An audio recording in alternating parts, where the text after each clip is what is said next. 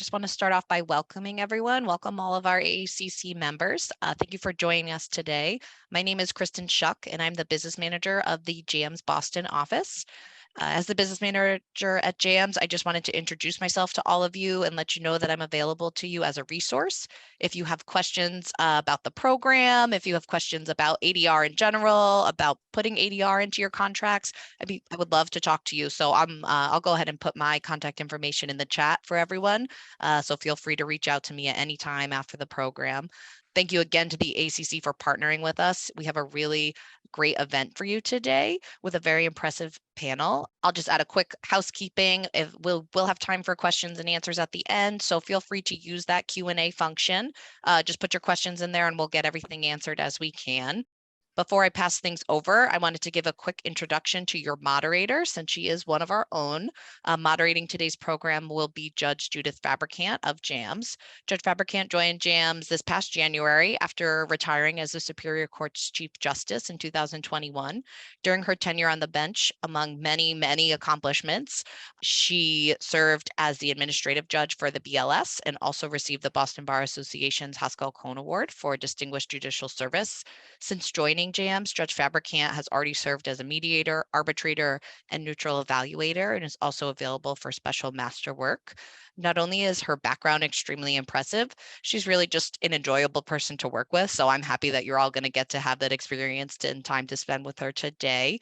And with that, thank you again. And I'm going to pass things over to Judge Fabricant to kick off your program. Enjoy.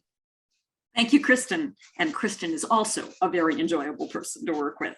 Yeah. I'm going to introduce our excellent panel.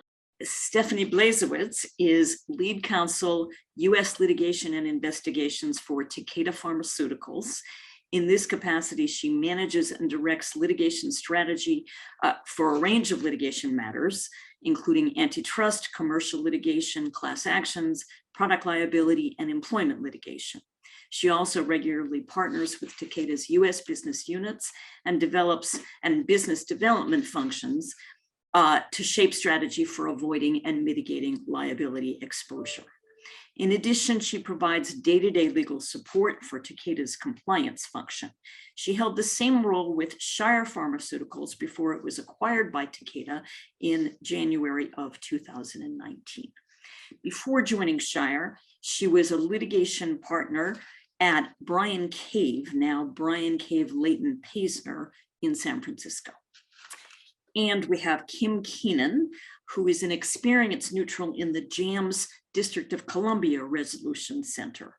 She previously served as general counsel for the NAACP, the oldest, largest, and most recognized civil rights organization in the world.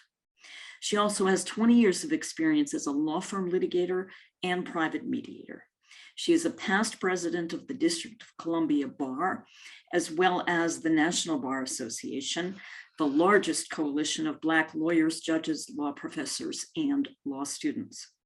She is also co-chair of the Internet Innovation Alliance, a broad-based coalition of business and nonprofit organizations working to ensure that every American has access to broadband internet.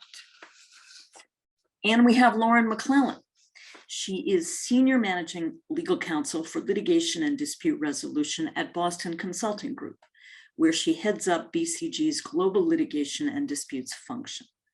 Previously, she was in-house counsel for Samsonite, where she handled employment, consulting, and disputes, as well as a wide variety of other legal matters.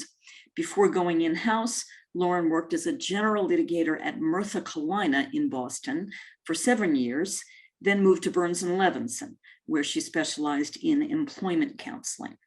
Lauren is a longtime member of the Women's Bar Association Protected at Work Legislative Task Force and serves as interim president of the Cohasset Pride Project.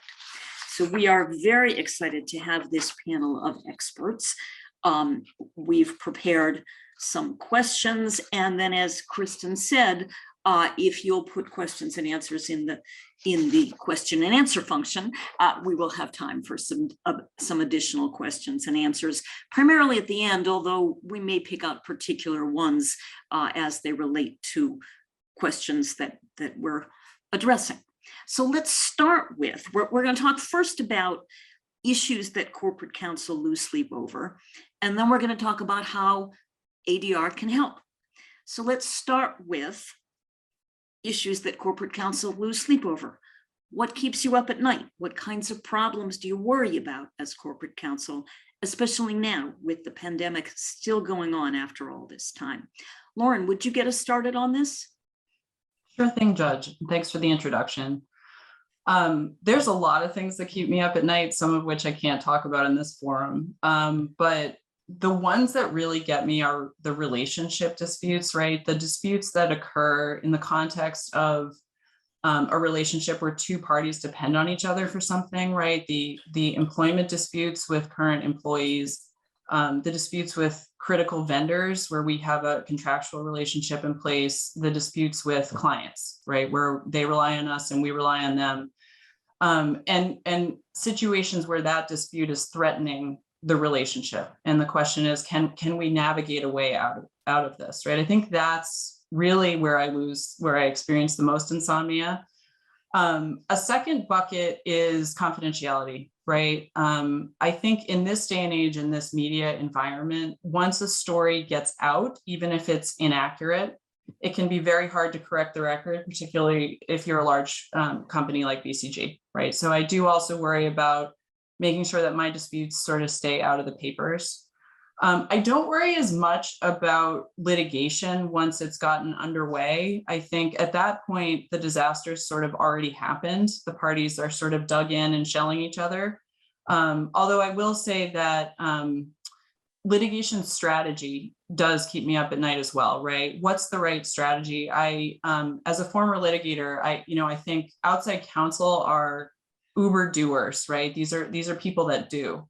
And I always insist on making sure that what they're doing isn't just in service of the case, it's also in service of the client and what the client needs. Thank you. Stephanie, you want to add anything on this point? Sure, thanks. So I absolutely agree with Lauren with respect to the relationship disputes, or I would refer to it as a collaboration dispute. Those could be tricky.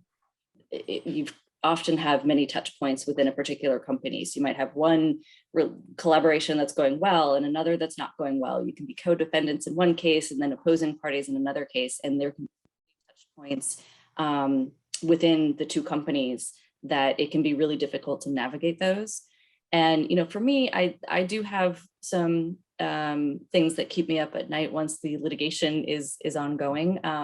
Certainly, any type of press can cause concern, and having to navigate that, anticipate it. When am I going to get a ruling on a class cert motion or summary judgment motion or trial, and making sure that your comms team is up to speed on all of those significant dates.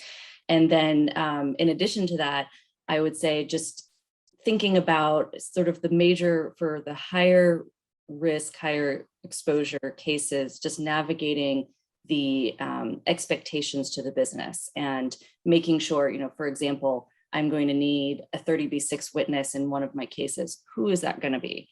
No one works here anymore, right? Who knows anything about that case? And how am I going to find that person and get that person comfortable? How am I going to manage expectations with respect to risk to our senior business leaders or our general counsel? So those types of things, just really about messaging and managing expectations, can certainly, at different phases of litigation, cause some anxiety and sleep loss. And Kim, you've been a general counsel as well as being a neutral. Do you have thoughts on this topic? Both Lauren and Stephanie have outlined, it's the big picture. You're responsible for the big picture. What it is how you strategize to take these different pieces and do something that works toward the greater good of your entity or your big client, right? Because when you're a general counsel, it's really a big client, right? It's not one person or one department. It's really everybody. And I think it's good to be strategic about each thing. Some things are bigger, like you said, once the litigation is filed, it goes into a different box than it would if it were just something where it's like pre-dispute, like where people are, they know they don't agree, but they have a stake in the game, if you will, because you do have a relationship. I think that's when you go to your toolbox and you decide which things can go to mediation. Some things are better in pre-mediation. A thing that we're seeing also at JAMS is people doing neutral analysis, because some stuff you're so close to it, or not even so much you, but your managers are so close to it that they're not able to objectively say, you know what, something needs to be tweaked here. It's not necessarily just you or not necessarily just them, but something where if you have a neutral do an analysis of it, it might put you in a position to say, you know what, we're gonna send this off to pre-mediation, or you know what, this is broken, we're gonna have to litigate it, and we feel strongly about our position, and we've analyzed it objectively, and this is why we have to take this course. But I get it, when you're the general counsel, it's about knowing everything in general and being able to be strategic enough that you keep those balls in the air so that they're not coming down all at the same time. So let's move on to the question of what solutions ADR can provide to help general counsel sleep. Let's start with mediation and arbitration, and then we'll talk about some other processes, including neutral analysis, as that Kim referred to. So let's talk about mediation in particular. How do you evaluate in what kinds of cases mediation might be useful? Let me turn to Stephanie. How do you think about making that determination? Sure. So unfortunately for a panel like this, from my perspective, there's not one easy answer. It's really, I think, a case-by-case basis. And so there's going to be times when you're by contract contractually obligated to mediate or arbitrate, or have informal business discussions before litigation can be filed. So if you have a contract, you obviously have to start there first. But otherwise, it's really case by case. So for me, there are, if it's a really big case, if it's an antitrust case, if it's a really big products case, you're probably not going to be able to reach settlement, on day one. And so those big cases, I think you have to be more strategic about timing. Is it when your class cert brief is pending? Is it after summary judgment is briefed, or after the hearing? And so you really, I think, just have to be constantly thinking about it. I've found for maybe for the smaller cases, maybe for some employment cases or single plaintiff cases, you might be able to be successful with a pre-litigation mediation. Maybe you get a demand letter, a dispute is brewing, and you can suggest mediation. It sometimes depends on opposing counsel too. I've found that if you have a particularly difficult opposing counsel, you might want to kind of at the beginning try to get them in front of a mediator with sort of a promise of a potential early resolution. Might be helpful too, but it's really case by case. Stephanie, Lauren, you have thoughts on that? I think Stephanie covered most of it, right? It's the size and complexity of the dispute. It's the discipline in which the dispute arises, right? What kind, is it an employment case, a commercial case, an antitrust case? What is it? What's the complexity? Is there a discrete issue that we know is going to block settlement, but that we want to have a predicate mediation, right? If it's a really big one, just get the parties talking, knowing that it's not going to settle the case. And I think Stephanie alluded to this, but it's also the relationship between the parties, the relationship between counsel and counsel's relationship with their client. A lot of times I have to go to mediation. I'm talking to my client, but for whatever reason, my opposing counsel, whether they're inside or outside, is not talking to their client in the way that I think they need to be. And sometimes, and that's particularly can happen in single plaintiff employment cases, but also in commercial cases. And sometimes getting a mediator in there to sort of help our opposing counsel deal with their own client is necessary, unfortunately. So you touched a little bit on questions about the timing of mediation. Is there more anyone would like to say about how you determine when the right time is? Kim, do you have thoughts on this? You've been in both sides of this. Do you have thoughts on the right time for mediation? Yeah, I do think Stephanie's correct that this notion that everything is, one size fits all, it is not going to work for most things. I think you have to weigh whether this is something where you have enough information up front. And even if you spent all the money in the world on trying to resolve it, you'd probably come back to these same 4 things that are present at the beginning. So if it's something like that, I was always a big fan of saving the money. We had a small legal department. We had probably more pro bono than we ever had when I was there, but you just still can't deploy resources for every single thing. But if it's something like these sort of one-to-one employee things, or if it's a vendor that the relationship is so clear and so delineated that this little bump in the road is maybe because of personalities, or maybe because a misinterpretation has occurred of the contract. And that happens more than, no matter how much we try to make it as clear as we can make it, somebody finds a way to make it unclear. And so then you have the best shot, I think, at trying to resolve it, because everything you do after is just going to take so much time and cost so much money, and you're still going to be at that same place. And nobody likes that. That's not good for the general counsel is the general big picture and not just this one matter. So I think that's something to think about. And I do think that if you're going to do it, people have to come and know what their parameters are, right? This is how much I would spend on this at this moment in time, because this is what it's worth. And it's worth taking the time to see if we can work this out. And I will tell you, as a mediator, I am seeing a lot more back when I litigated, you got all the way through litigation, you deposed everybody on earth, and then there were no questions to be answered. You could settle it without doing a trial. But now I do think that, just by the way things are drafted, that there is a space for some group of cases to be resolved at the front end, rather than taking, I was an economics major, rather than taking all those resources. You really could. I settled a case last week in 3.5 hours. They had been working on it for months, trying to do it themselves with the judge in their case. But the judge didn't have time. Why? Because it's COVID, and she's got 30 criminal cases. So she's like, okay, I got this 20 minutes with you. Go forth, make it happen. And it wasn't enough. But just by knowing about what they did before, I was able to put them back on track, and they got it resolved. And again, we did it in like 3.5 hours, and everybody was really, really happy, because it shouldn't have been on any of their dockets.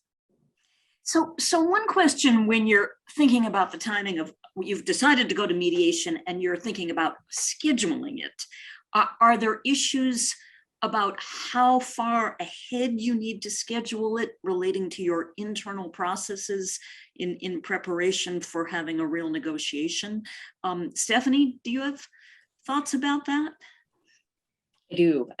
So it's good. Again, it's going to be company dependent in terms of what your process is to get settlement authority. And I think Kim was just touching on this a little bit, but you obviously have to have enough information for your particular case in order to value it, in order to decide, what value you're going to place and what level of settlement authority you're going to request.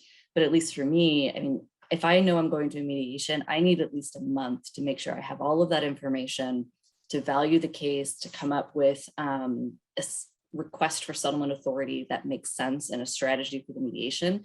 But then just, internally going through the process in several levels, depending on, again, how much authority you're asking for, how high up in the organization you have to go. It can really take a lot of time to do that. And I even, so I'm always, whether it's a mandatory mediation or, voluntary mediation between the parties, and I'm always stressing to my outside counsel, look, this is what I need. The mediation needs to be at least 30 days out. 2 weeks before that, we need to have slides put together, or the draft brief, so that I can go internally to, our business functions in order to get the appropriate authority.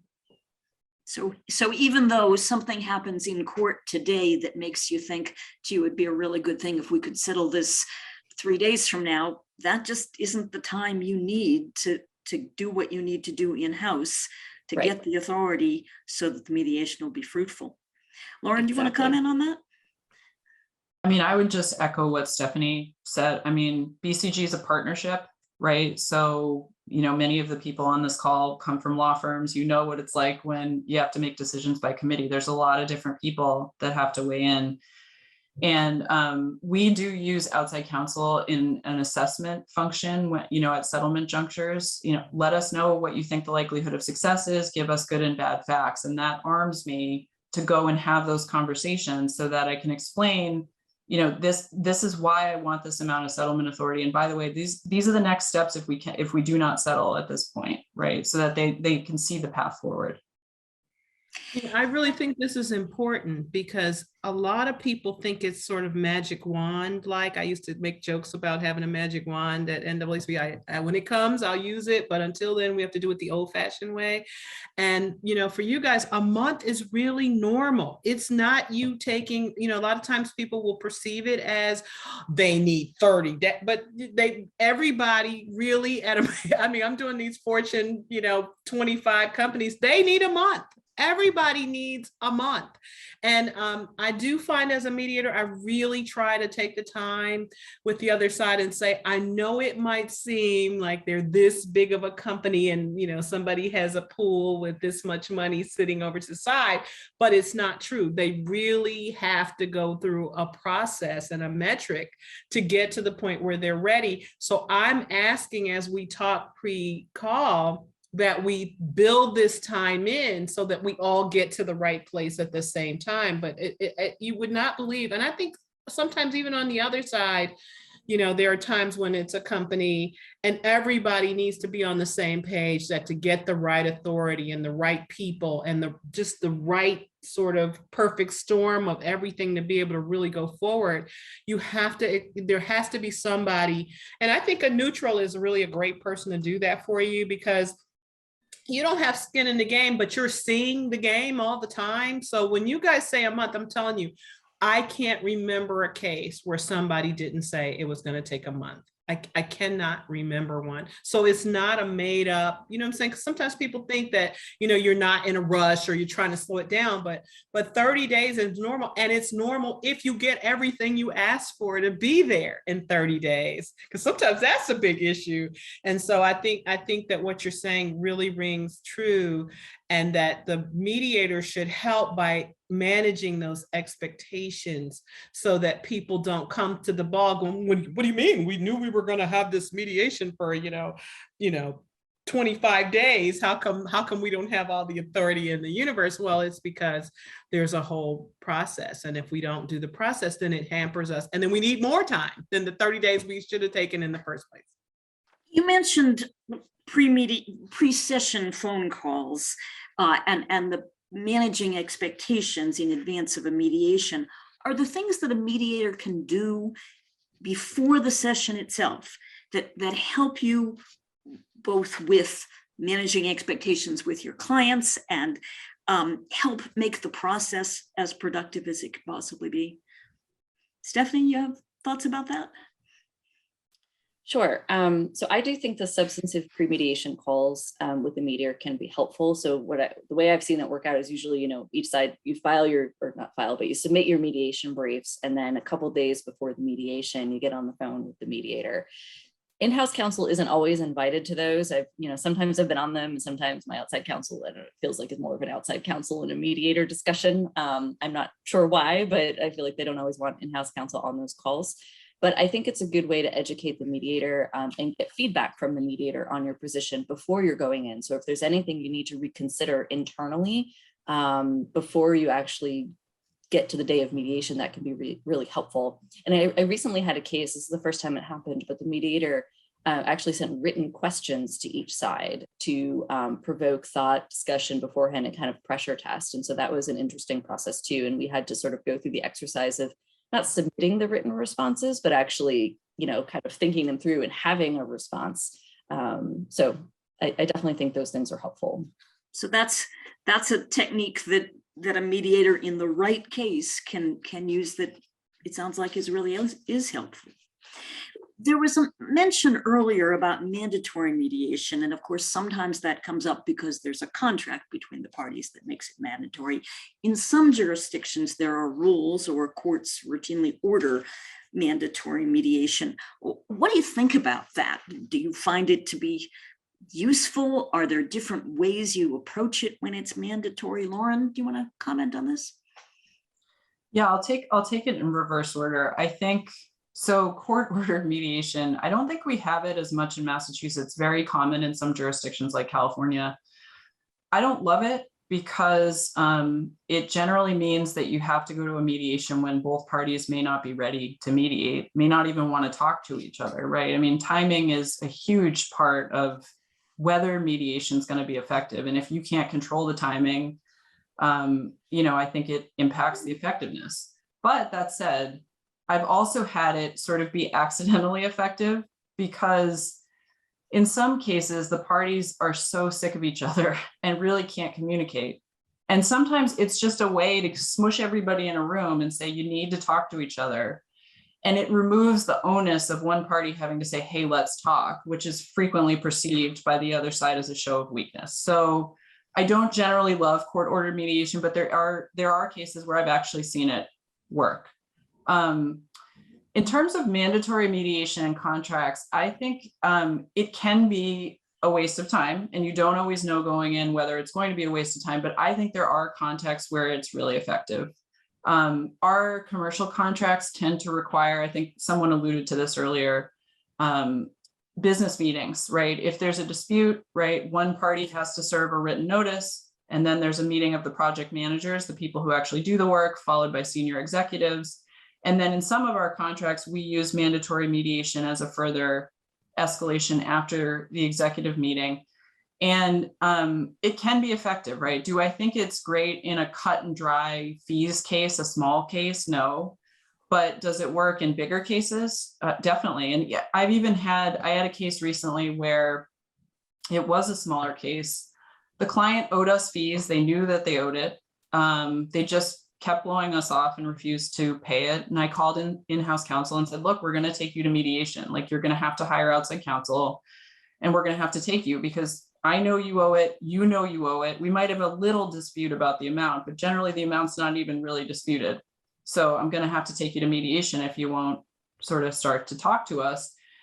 And that was actually really effective in that case, right? Because they didn't want to spend the money on outside counsel. And with the size, it wasn't a tiny case, but with the size of the case, I got it. I knew why they didn't want to spend it. And that's what I exploited, and they ended up paying. So it can be helpful. I think in certain cases too, like construction cases, you really need mandatory mediation because construction litigation is so prohibitively expensive, right? You're going to spend 30 to 40, if you're the plaintiff in a construction case, you're going to spend 30 to 40% of the disputed claim just on fees, generally. So mandatory mediation is needed because first of all, you're going to spend a lot of money. And second of all, there's a lot of parties and a lot of insurers, and this is a way to get them to the table. So I think, again, I don't think it works. It's not one size fits all, but I do think in certain contexts and certain disciplines, it really can be effective. Kim, as an experienced mediator, what do you think about mandatory mediation? And is there a role for the mediator in determining whether it's the right time, whether the parties are ready? Yeah, I think the way it plays out, mediators just don't come in and just go, oh, they're not ready, but typically you can tell, right? You can tell, like you said, people haven't gotten authority. They haven't gone through the process. Whenever you get to the mediation and there's more questions from the party than there are answers, then you already know that they're not ever gonna settle down and come up with something. So I do think that, it's one of those things where you come back, right? They don't just go away, they come back. You say to them, look, this may not be the right time for this, but after you answer some of these questions, it probably will be the right time, because the very fact that they can have to be there. Like she said, I mean, I've done mediations back in the day when you used to do them at the courthouse for the court. They would put you in these little hot rooms with no windows. And literally it would be like 80 in DC, it would be like 80 degrees. I remember when somebody said, I'm sweating. Yes, you can have the money. It's another, whatever. It was like a small amount, but they were like, okay, fine. Anything to get out of this little hot room. So, but those days, probably are gone. Most people will fall for that. They'll be like, well, we need to reschedule this for a room with windows and air conditioning. So I think it's important that people hear from the mediator that they recognize that people need something else. It used to be you never really saw them be super successful unless everybody had done all the discovery and all the depositions and all the motions. But now, like I said, it's not one size fits all. There are cases where you can do it, but it's never going to be one size fits all. There's never going to be sort of a box that you can put every case in, but there may be characteristics of a certain kind of case that tends to settle, or a certain kind of case that you just know you're going to trial. But it's nice to have been thoughtful about what the metrics of that case is, because that's going to inform how you move forward.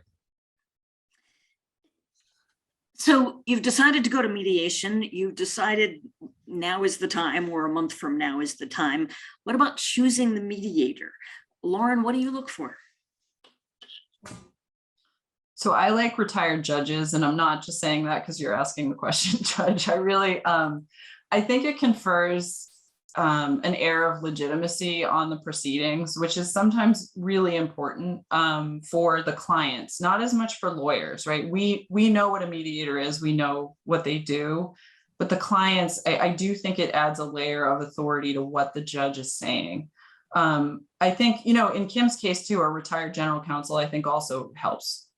Just somebody that like a title sometimes can really give that gravitas that the client needs. Kim just referred to sort of coming back when the parties aren't prepared. That's probably one of the most important things to me too, is persistence, right? Mediation is a resource heavy process, right? It takes my time, it takes my client's time. I have to pay outside counsel. I want a persistent mediator who's going to take this as a personal challenge to get the case settled. And if I'm the one who doesn't want to settle, I'd rather tell the mediator to go away, but I'd rather have the option of a persistent mediator. And then I think there's the usual stuff, right? Subject matter expertise. There are certain kinds of cases, like I spoke about construction earlier. You can't just have a general commercial litigator come in and try to mediate a construction case. You need a construction attorney. And there's a bunch of there's a bunch of disciplines that are like that, where you really need subject matter expertise. I think that business savvy helps, because clients will listen if they think that the mediator speaks their language. And honestly, one of the most important things to me is EQ. Right? The ability to read people and situations and not just be there with an ego is really important to me. Right. Stephanie, what do you think? You agree with that? I do. Yeah, I agree with all of that. I think reputation, when we're selecting a mediator, I think their mediator reputation, amongst our in-house team, amongst our outside counsel, is really what comes first. And I agree with what Lauren was saying. Again, there's not a one size fits all, right? Because the type of mediator you want for maybe a single plaintiff employment case, where you want someone who's really going to be, leaning hard on the plaintiff, versus like a more complex collaboration dispute in the pharma context, where you've got like really complicated science and R&D issues. You're going to need a different type of mediator in many circumstances. So it's really, looking at that, the relevant experience and their reputation and their style. Okay. So let's talk a little bit about arbitration. And of course, we all know that arbitration has to begin with a contract, either a pre-dispute arbitration contract that provides for it, or an agreement to do it after a dispute has arisen. So what's important to have in the contract? Lauren, what do you try to make sure gets into every contract for BCG that provides for arbitration? So I think arbitration scares some people because it's so final, right? I think a lot of us have, reform litigators like me or current litigators have that story about the one arbitrator who just went bananas, did their own thing, and reached a decision that just had no basis in fact or law, right? I think, so what I try to do is hedge against that risk. If we're going to arbitration, I like to have a 3 arbitrator panel if the size of the case justifies it, right? That's not going to make sense if the case is $1 million or $2 million or $3 million and you're going to be paying 3 arbitrators, the majority of the disputed claim, right? But that's one way that I like to hedge against the risk of a crazy decision. Another huge one for us is where is the arbitration happening in the world, right? Because we're a global company, we're writing contracts that apply everywhere, right? Where's the work being done? And if it goes to arbitration, where would it go, right? In Asia Pacific, a lot of countries will go, a lot of clients will agree to go to SIAC, to the Singapore International Arbitration Commission, but other places, other clients won't. Mainland China, for example, you really know that you have to arbitrate in mainland China. And there are different implications that come with the infrastructure of the country, right? Does that country have a good arbitration infrastructure? Is arbitration accepted there? Will the client agree to arbitrate? So choice of law and forum are really important. And then where is the arbitrator from? Is this occurring in a jurisdiction where we think we're going to get hometowned? Do we want to provide for one arbitrator? If it's a 3 arbitrator panel, do we want to provide for, one from each country and then they pick the third? There's a lot of drafting techniques you can use. It is somewhat dependent on what kind of a case it is, where's the work being done, who the client is, and what the concern is, right? Where do you think that this might go south? Stephanie, do you have other thoughts on this? Yeah, I think what's really hard with the drafting piece of this is that it's really difficult to predict what type of dispute you're going to have, 2 years, 5 years, 10 years after you're drafting that contract. And even with respect to, sometimes it can be based on the size of the contract. You might have a sense of what the potential size of the dispute might be, but it's really difficult to know. In my experience, business people often prefer or think they prefer arbitration because it's confidential, and there's a belief that it's more efficient, less expensive. Obviously, there is the confidential piece, which can be very beneficial, but I don't think it's always more efficient or less expensive. It can be just as efficient as at trial.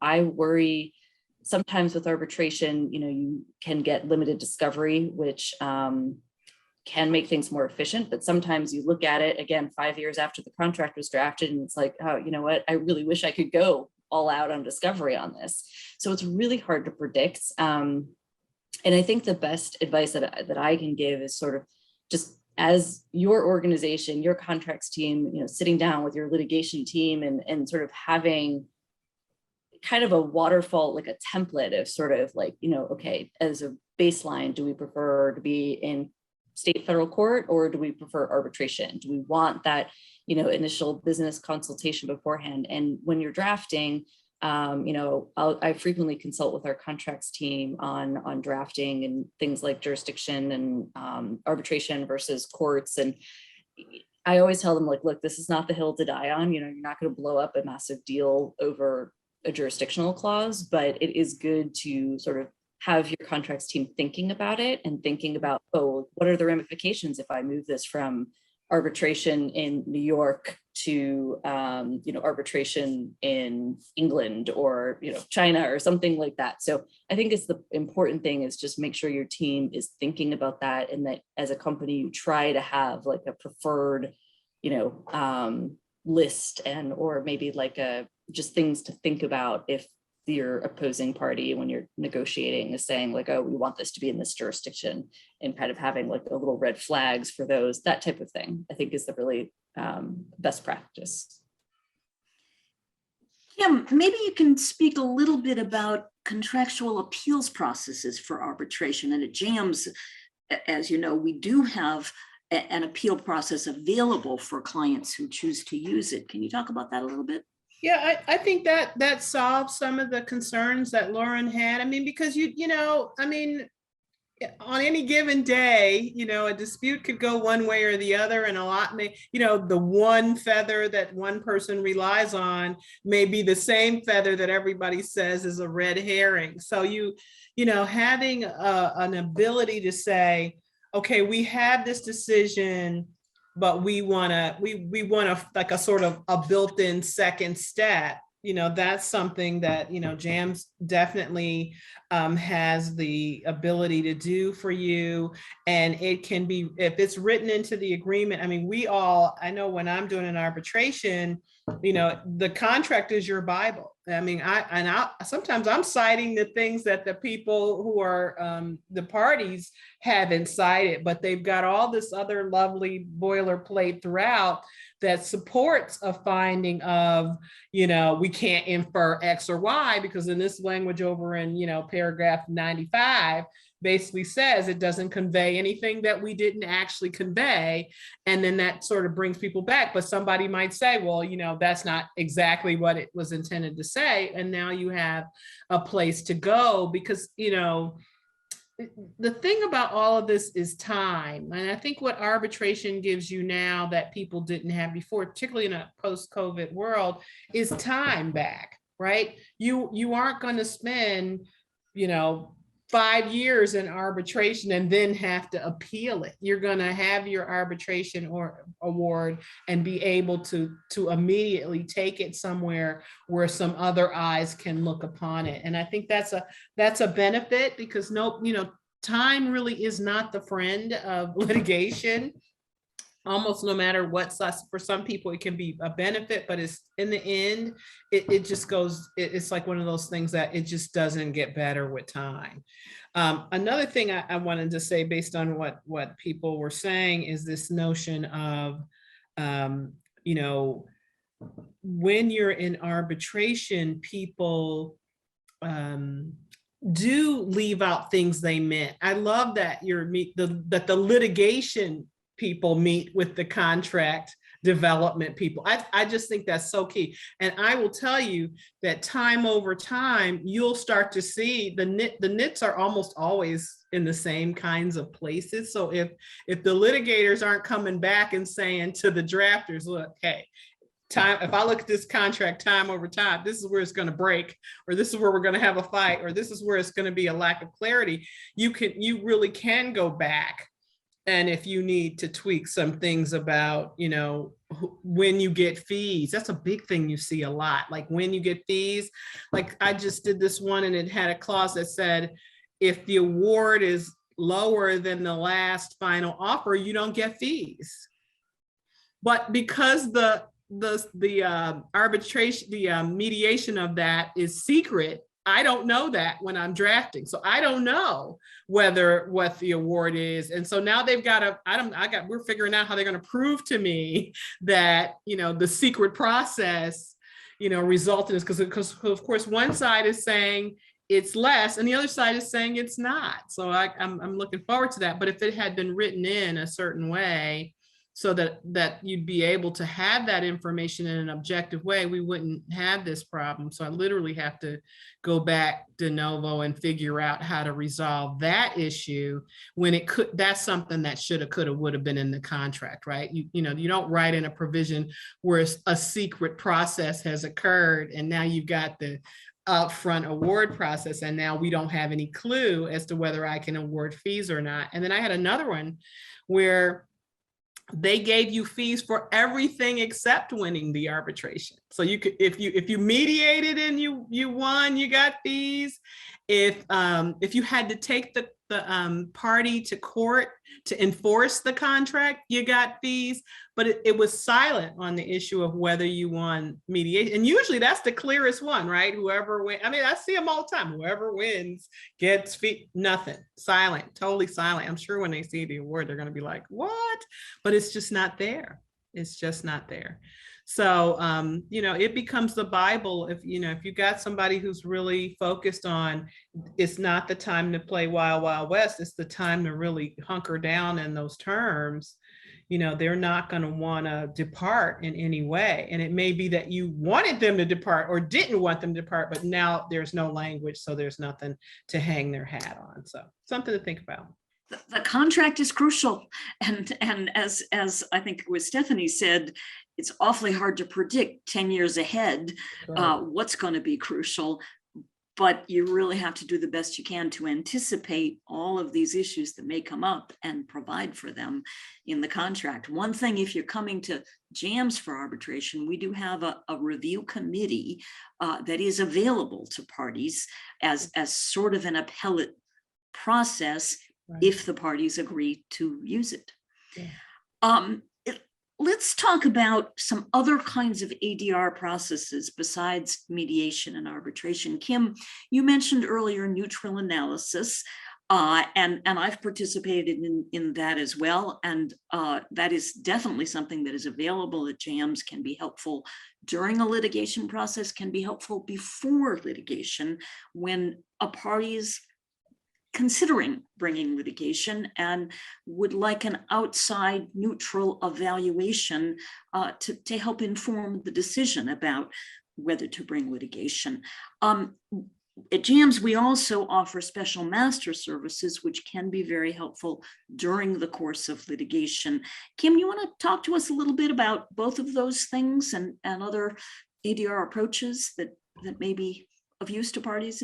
Yeah, I mean, the neutral analysis, and I'm going to turn the special master over to you, but the neutral analysis, I mean, it's like fresh eyes, right? You've looked at it. It's like when you're trying a case, you've looked at it, and you're so in the weeds of looking at it that you really aren't focusing the way you might normally on a bigger picture. And again, especially for a general counsel, Stephanie and Lauren, it's not about the weeds for you. It's about the bigger picture and how it impacts the business, right? It's one piece of litigation on one particular issue that's clearly important, or you wouldn't have spent the money on litigation, but it's not necessarily representative of what the plan is, if you will, for the organization as a whole. So it's nice to have a third party to go to say, how does this look to somebody who's not us, who has no skin in the game and who just wants to say,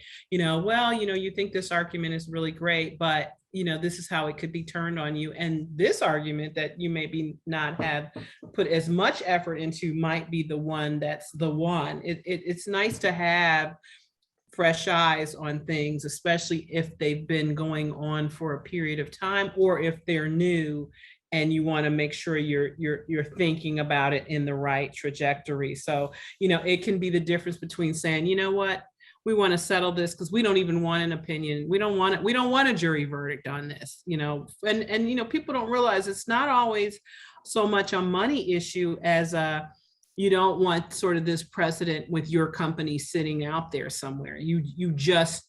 It's not in the plan, the bigger plan of where you want to be and where you want to be positioned. Let somebody else position their company there, but we're gonna get rid of this one while we can. I mean, or it might be the opposite. You say, we're gonna hang our flag on this one and we're gonna take it to the mat. I mean, but at least you can commit to it knowing that you have investigated every perspective. So like if you're going to go get that settlement authority, you can say, what we got, XYZ, they're an expert in this. This is what they do. They've done it their whole career. They can talk about these kinds of agreements or these kinds of disagreements. And this is what they said. And this is what they used to back up what they said. I mean, I think that's very powerful. I know certainly for me, that's the kind of thing that's powerful in terms of, you know what, maybe I need to make this one go away, or maybe we should, clarify this issue of law because it's important to us and it's important to our company and it's important to our brand, because that's really always, all of these things that we're talking about really go to the brand of the organization at some point.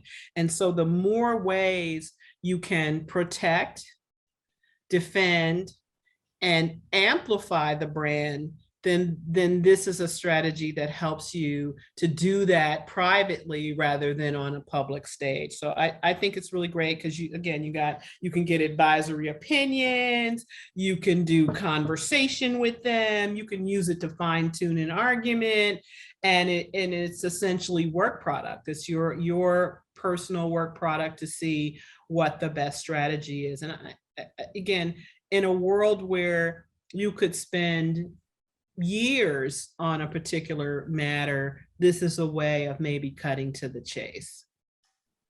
Okay, and I'll just mention briefly about the special master role. So as a judge, I was often very conscious of what I did not have time to do, even though it would be worth doing. It would be very helpful to the parties. The obvious example of that is discovery, supervising discovery. Right. Everybody knows the judges hate discovery disputes. Well, it's not because we don't want to help people. It's because in order to really understand a discovery dispute and really make a reasoned judgment about it, you need to spend an awful lot of time delving into the facts of a particular case and the history of a particular matter, and judges just don't have time to do that. So appointing a master, a discovery master, can give the parties a person who has the neutrality of a judge, but has the time to spend with the parties to really get into it in a way that the parties will feel they can trust. Similarly, a special master can be very helpful in a sort of case management role. Again, that's something that judges are quite capable of doing, but often they don't have the time in a short status conference or a Rule 16 conference. They may not have the time to really get into the details in the way that a special master might be able to do. So that's a role that JAMS offers that can be very helpful to parties. Let me ask one more question. How has the pandemic affected your experience with ADR? We all, 2 years ago, we would have thought that question would be irrelevant by now. A year ago, we would have thought it would be irrelevant by now, but it's still relevant, unfortunately. Stephanie, have you done ADR processes during the pandemic, and how have you done it, and how have you felt about it? Yeah, so I've had several mediations via Zoom during the pandemic, and not all of them have settled, but my experience with it has been excellent. I think it saves everyone time, it saves the parties money. I know folks on my team have had virtual arbitrations too. I personally haven't had one, and I think that they've worked well. I think the only thing, witness prep for arbitrations or for trials, I think sometimes the in-person can be better, but yeah, I joke, but I tell people that the only people who still want in-person mediations are your outside counsel. Your outside counsel say, wow, it'd be really great to get the opposing counsel in the room. They don't need to be in the room, and you don't need to be in the room. I've had a couple of mediators, more than one mediator, say that they see no difference in the percentage of cases that settle virtually versus in person. Lauren, you agree? Totally agree. And I've heard the same thing from mediators, and I'll own it. When I had a mediation, I think in March of 2020, or right at the beginning of the pandemic, it was it was supposed to be in person. We pivoted to virtual. It was an employment discrimination case. And I really thought, having done employment law for as long as I did, there is no way that this is going to work. It's just not going to work. It's not going to satisfy the plaintiff. And it did. We settled. And that's been my experience the whole time. I totally agree with Stephanie. I think cases that would settle in person settle virtually. I don't see any difference. And it's a tremendous efficiency and cost savings. Well, my sense is that at JAMS these days, most of the work is being done virtually, not all of it. And certainly we have people who are more than happy to meet with parties in person, but an awful lot of the work is being done virtually. And people are seeing the benefits of it. Let me just say to our audience, if you have questions you'd like us to address, put it in the Q&A or in the chat. and we'll call on you. While we're waiting, I'll just jump in and say same thing. I've been mediating literally all around the country from my living room, and it's been great. I mean, you can see people's expressions. You can tell when people are hesitant. Their body language is not hidden in any way, shape, or form, and you can see both sides and the representatives. And I think it's a really great thing. I think that a lot more people will continue to do it even after we return. I think if people want to do it in person, people, there will come a time when people will do it that way. But I think there will always be a group of people who recognize the efficiency of being able to jump on at a time certain. And I'll tell you, I take it a step further. I take people's cell phones, and if I'm talking with one side, I don't leave you sitting, in a room all day. I'll text you and say, I'm going to be back at such and such a time, and if you could just, hang tight. I'll be back in an hour, or I'll be back in 2 hours, or I'll text and say, I'll be ready in, 10 minutes. That way they have time, and we don't just, your day isn't dead, right? You're not just sitting somewhere like you would be in person. You're able to take some calls or, review a document. And I think when people feel like their time is valued, they value the time they spend with you. I see a question in the chat. And the question is, in drafting contracts, we often prefer our state's law to govern. How does that work in an international arbitration setting, such as if the services are performed outside the US, for example, in Europe? Lauren, have you faced this kind of situation? Do you want to comment? I mean, sure thing. Yeah, you can agree to any law, right? You can have it. There's a practical issue with it, obviously, that if the arbitration is going to be in the UK and they're applying Massachusetts law, you're probably going to get, assuming you're going to use a UK arbitrator, they're not going to be familiar with Massachusetts law. But so you have to sort of think through the forum, the choice of law, and the arbitrator to make sure that it makes sense. But you can contract for any law to apply. And the whole thing about arbitration is it's private. You can contract for any law to apply anywhere. But you do have to think about the practicalities of how the arbitrator is going to handle that. Stephanie, is your experience similar?